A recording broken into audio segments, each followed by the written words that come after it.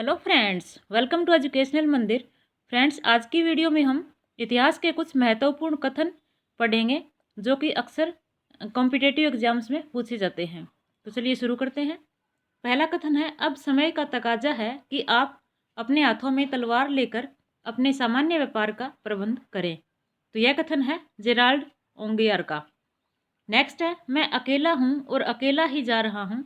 मैं अपनी निर्बलताओं के पुलिंदे को अपने साथ ले जा रहा हूँ। अस्तु कुछ भी हो, मैंने अपनी किश्ती दरिया में डाल दी है। यह कथन है औरंगजेब का। औरंगजेब ने अपने पुत्र आजम से कहे थे। नेक्स्ट है, हमारे लिए यही समय है कि हम विदेशियों को हिंदू देश से निकालकर अक्षय कीर्ति प्राप्त कर ले। हमें सूखे वृक्ष की जड़ों पर प्रहार करना चाहिए, शाखाएं तो अपने आप गिर जाएंगी।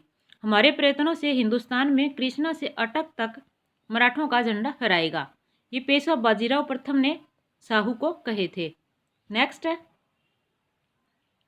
तुम मराठा पताका को निश्चय ही हिमालय की चोटी पर फहरा दोगे। तुम वास्तव में योग्य पिता के योग्य पुत्र हो। यह कथन है साहू का। साहू ने पेशवा बाजीराव प्रथम को जो है कहे थे। नेक्स्ट है, महाराष्ट्र में ऐसा कोई भी घर नहीं था जिसमें किसी न किसी आदमी के लिए शोक न मनाया गया हो। अनेक घर तो ऐसे थे जिनके घर के मालिक मारे गए थे और नेताओं की तो पीढ़ी की पीढ़ी तलवार के एक वार से ही मौत के घाट उतार दी गई। यह कथन है जदुनाथ सरकार का। पानीपत के जो तृतीय युद्ध में क्षति हुई थी मराठाओं के, उसके संदर्भ में ये कथन कहे गए थे। दो मोती टूट गए, सोने की 27 मोहरें खो गई और चांदी तांबे की हानि का तो अनुमान ही नहीं लगाया जा सकता। यह कथन पेशवा को पानीपत के तीसरे युद्ध में हुई मराठा क्षति की जानकारी एक पत्रवाहक ने इन शब्दों से दी थी। नेक्स्ट है, मराठा सेना की मुकुटमणि पानीपत में खो गई और इस युद्ध के पश्चात मराठों का अखिल हिंदू स्वराज्य की स्थापना का स्वप्न धूमिल हो गया। यह कथन है जदुनाथ सरकार का। सूरजमल जाट जाति की आंख का तारा और चमकता हुआ दीपक था। यह कथन है सैयद गुलाम हुसैन का। नेक्स्ट है, नाना फडणवीस के साथ मराठा शासन का समस्त विवेक तथा संयम चला गया है, अथवा नाना की मृत्यु के साथ ही मराठों में सूझबूझ समाप्त हो गई है। यह कथन है ब्रिटिश रेजिडेंट पामर का। नेक्स्ट है, डुप्ले ने भारत की चाबी मद्रास में तलाश कर भयानक भूल की। क्लाइव ने इसे बंगाल में खोजा और प्राप्त कर लिया। यह कथन है मेरियट का। नेक्स्ट है, जब प्लासी की लड़ाई हो रही थी तब क्लाइव सो रहा था। इतिहासकार ओर्म का कथन है। नेक्स्ट है, ऐसा कोई युद्ध नहीं हुआ जिसके तत्कालिक तथा स्थायी परिणाम इतने महत्वपूर्ण हुए हों। यह कथन है जी.बी. मोलेसन का और प्लासी के युद्ध के विषय में। नेक्स्ट है, प्लासी के युद्ध को हम निर्णायक युद्ध कह सकते हैं परंतु कोई बड़ा युद्ध नहीं कह सकते। यह कथन है जी.बी. मोलेसन का। नेक्स्ट है, प्लासी के युद्ध के बाद भारत के लिए शाश्वत दुख की काली रात का आरंभ हुआ। यह कथन है बंगाली कवि नवीन चंद्र सेन का।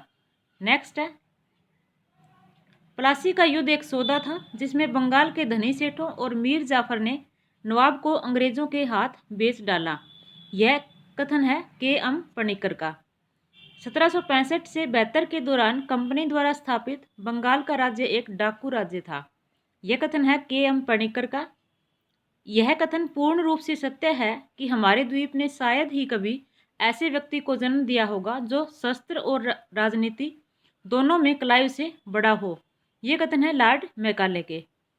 1756 से 57 में बंगाल में जो राज्य क्रांति हुई वह मुख्यतः अथवा पूर्णतः यूरोपियन व्यापारी छावनी के द्वारा हिंदुस्तानी प्रांत को जीत लेने के जैसी नहीं थी, बल्कि उसका स्वरूप स्वदेशी व्यापारी और साहूकार वर्ग तथा ब्रिटिशों के संयुक्त प्रयत्न द्वारा विदेशी राज्य को उखाड़ फेंकने जैसा था।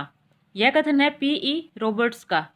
अपनी पुस्तक ब्रिटिश हिंदुस्तान का इतिहास में जो है पी.ई. रॉबर्ट्स ने कहे हैं। नेक्स्ट है, यदि अंग्रेजों को बंगाल की भूमि से बाहर किया तो समुद्र में आग लग जाएगी। यह कहा था अलीवर्दी खां ने। इस बूढ़े कुत्ते को जरा अच्छी तरह दाग दिया जाए तो अच्छा। यदि कंपनी ने ऐसा नहीं किया तो बंगाल में उसके लिए व्यापार करना असंभव हो जाएगा। यह कथन है आर्म का। 1752 में अलीवर्दी खां के बारे में क्लाइव को लिखा था, क्योंकि नवाब ने अंग्रेज़ों पर कठोर प्रतिबंध लगा रखे थे। नेक्स्ट है, अंग्रेज़ों ने भारत को मुगलों से नहीं अपितु हिंदुओं, मराठों और सिखों से प्राप्त किया। ये कथन है W हंटर के। नेक्स्ट है, मैं दावे के साथ यह कह सकता हूँ कि हिंदुस्तान में कंपनी शासित क्षेत्र का 1/3 इलाका अब जंगल बन गया है, जहाँ केवल जंगली जानवर बसते हैं। यह कथन है लॉर्ड कॉर्नवालिस का। नेक्स्ट है, मैं अंग्रेजों के स्थल साधनों को तो समाप्त कर सकता हूँ, परंतु मैं समुद्र को नहीं सुखा सकता। यह कहा था हैदर अली ने।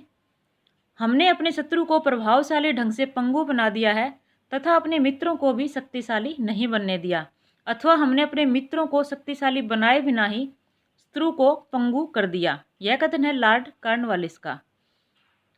तृतीय आंग्ल मैसूर युद्ध के बाद जो 1792 में श्रीरंगपट्टनम की संधि हुई थी, उसके संदर्भ में। नेक्स्ट है, पूरब का साम्राज्य अब हमारे पैरों पर है। यह कथन है पीटर ओबेर का। लॉर्ड वेलेस्ली के समय हुए चतुर्थ आंग्ल मैसूर में जो श्रीरंगपट्टनम के पतन पर जो है वह प्रतिक्रिया दी थी। नेक्स्ट है, हैदर शायद ही कभी गलती करता था और टीपू शायद ही कभी रास्ते पर चलता था। यह कथन है कर्नल विल्क्स का। नेक्स्ट है, हैदर का जन्म राज्य बनाने के लिए हुआ और टीपू का जन्म उसे खोने के लिए। यह भी कहा था कर्नल विल्क्स ने। इस दुर्दशा की व्यापार के इतिहास में कोई अन्य मिसाल नहीं मिलती। सूती कपड़ा बुनकरों की हड्डियां भारतीय मैदानों में बिखरी पड़ी हैं। यह कथन है लॉर्ड विलियम बेंटिक का। नेक्स्ट है, मैं पूरे विश्वास के साथ कह सकता हूं कि इस धरती पर आज तक कोई भी सभ्य सरकार इतनी भ्रष्ट, इतनी विश्वासघाती और इतनी लुटेरी नहीं पाई गई जितनी 1765 से 1784 तक ईस्ट इंडिया कंपनी की सरकार थी। यह कथन है सर जॉर्ज कार्नवल लेविस का। नेक्स्ट है, स्थायी बंदोबस्त के राजनीतिक लाभों ने इसकी आर्थिक हानियों को संतुलित कर दिया। सीटन कार का कथन है। नेक्स्ट है, देसी जनता को शिक्षा प्रदान करना हमारा नैतिक कर्तव्य है। यह कहा था लॉर्ड हेस्टिंग्स ने। अवध के कथित अत्याचारों की खबरें सुनने के बाद जब मैंने वहां भूमि को पूरी तरह जूते हुए देखा तो खुशी से आश्चर्यचकित रह गया। मुझे नहीं लगता कि हम इतनी आबादी व इतने बड़े उद्योग के गवाह बन सकते हैं। यह कथन है बिशप हैबर का। एक अच्छे यूरोपीय पुस्तकालय की एक अलमारी का एक हिस्सा भारत और अरब के संपूर्ण साहित्य के बराबर मूल्यवान है। यह कथन है मैकाले का।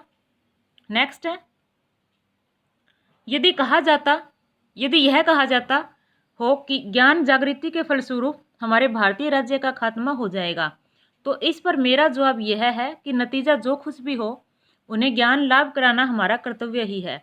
यदि हिंदुस्तानियों को अज्ञान में रखने से ही यह देश हमारे साम्राज्य में रह सकता हो, तो हमारा प्रभुत्व इस देश के लिए अभिशाप सिद्ध होगा और उसका अंत हो जाना ही आवश्यक होगा। यह कथन है चार्ल्स मैटकोफ का।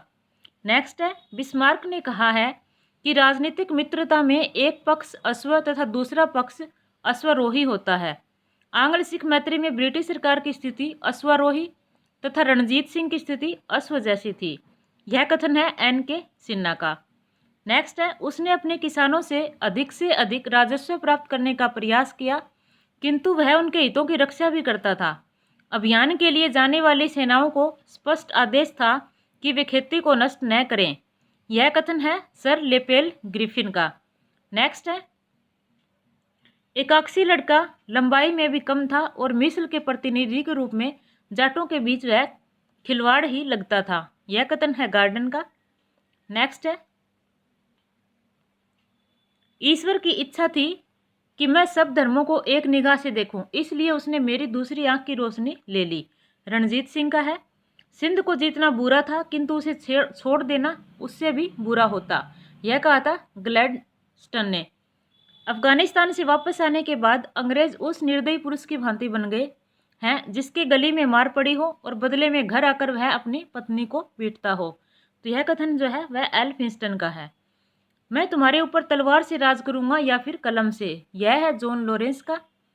नेक्स्ट है, जब तक हम लोगों के रीति रिवाज न बदलें तब तक इस देश का हित नहीं हो सकता, और जब तक हम में खुद स्वराज्य चलाने का सामर्थ्य न आ जाएगा तब तक अंग्रेजों के इस देश से चले जाने से कोई लाभ न होगा।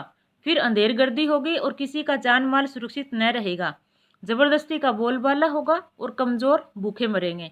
उन्हें सब कुछ खोना होगा, इसलिए जो सुखी है उन्हें चाहिए कि वे अंग्रेज़ों के जाने की इच्छा न करें। ये कथन है लोक हितवादी के। नेक्स्ट है, यह गिलास फल चेरी एक दिन हमारे ही मुंह में आ गिरेगा। यह कहा था लॉर्ड डलहौजी ने 1851 में अवध के लिए। नेक्स्ट है, यह अंग्रेज घुसपैठिया था जिसने भारतीय खड्डी को तोड़ दिया और चरखे का नाश कर दिया। पहले इंग्लैंड ने भारतीय सूती माल को यूरोपीय मंडियों से बाहर निकाला और फिर भारत में जो सूती माल की जन्मस्थली थी, अंग्रेजी माल को भेजकर सूती माल की बाढ़ ला दी। सूती कपड़ा उद्योग का नाश होने से कृषि पर बोझ बढ़ गया और अंत में देश एंकिंचन हो गया।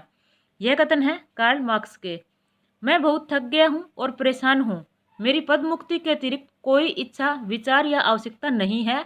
मैं केवल अब इसी के योग्य हूँ। यह कहा था लॉर्ड डलहौजी ने 1856 में अपने पद से कार्य मुक्त होने पर कलकत्ता में आयोजित विदाई समारोह में कहा था। नेक्स्ट है, मैं कमज़ोर हो गया हूँ, दृढ़ता की शक्ति के अयोग्य हो गया हूँ। मेरी जड़वत नाक और मेरा गला मुझे कष्ट देते रहते हैं। भूख नहीं लगती, बस यह समाप्ति है। यह भी लॉर्ड डलहौजी के कथन है। नेक्स्ट है, परमात्मा ने हिंदुस्तान का विशाल साम्राज्य इंग्लैंड को इसलिए सौंपा ताकि हिंदुस्तान में एक सिरे से दूसरे सिरे तक ईसा मसीह का विजय झंडा फहराने लगे। हम में से हर एक को अपनी शक्ति इस कार्य में लगा देनी चाहिए ताकि सारे भारत को ईसाई बनाने के महान कार्य में देश भर के अंदर कहीं किसी कारण जरा भी ढील न आने पाए। ये जो कथन है वो है R.D. मैंगल्स के, ईस्ट इंडिया कंपनी के अध्यक्ष, 1857 में जो है ब्रिटिश संसद में कहा था। नेक्स्ट है, मेरठ का विद्रोह गर्मी की आंधी के समान आकस्मिक और क्षणिक था। यह बिना किसी पूर्व सूचना के आया, इससे अधिक क्षति हुई और फिर वह उसी तेजी से समाप्त हो गया जैसे शुरू हुआ था। तो ये कथन है S.N. सेन के। नेक्स्ट है, यदि सिंधिया इस विद्रोह में शामिल हो जाए तो अगले ही दिन हमें भारत छोड़ना पड़ेगा। यह कहा था लॉर्ड कैनिंग ने। मदिरे वतन भारत की जय, अजीमुल्ला खान ने कहा था 1857 की क्रांति के समय। 1857 का विद्रोह एक संस्थापित सरकार के विरुद्ध पूर्णतया देशभक्ति रहित और स्वार्थी सैनिक विद्रोह था, जिसमें न कोई स्थानीय नेतृत्व ही था और न ही इसे सर्वसाधारण का समर्थन प्राप्त था। यह कहा था सर जॉन सीले ने। 1857 का विद्रोह जातीय तथा राष्ट्रीय था किंतु धार्मिक नहीं। इसमें हिंदू मुसलमान मिलकर लड़े। यह कहा था मौलाना अबुल कलाम आज़ाद ने।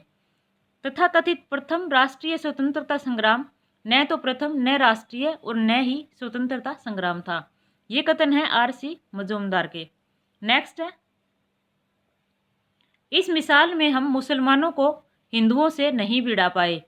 यह कहा था सर चार्ल्स एचिसन ने। तो इसी के साथ जो है हमारी आज की वीडियो कंप्लीट होती है। धन्यवाद।